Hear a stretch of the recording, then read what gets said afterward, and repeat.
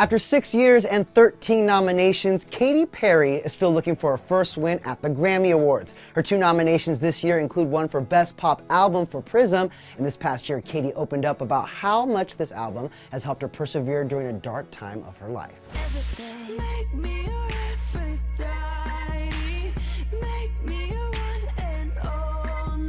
I came out of a small depression by writing this record. Following her breakup from husband Russell Brand in 2011, Katy Perry found herself suffering from a depression that, by her own admission, was deep enough to bring up thoughts of suicide. These emotions had an obvious effect on some of the tracks from her Grammy-nominated album. When I first started making Prism, it was in November of 2012, and I thought, the first song that came out of me is actually the last song on the standard version of the record. It's a song called By the Grace of God.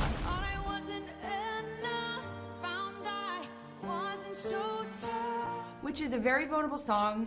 One line says, talks about me laying on the bathroom floor and looking in the mirror and deciding to stay. I mean, you don't have to really read between the lines. Laying on the bathroom floor.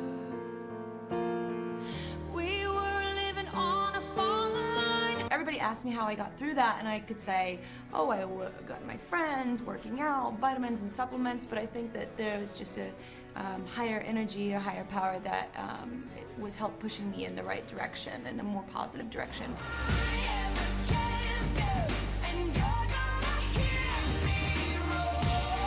The record title, Prism, comes from me letting the light in.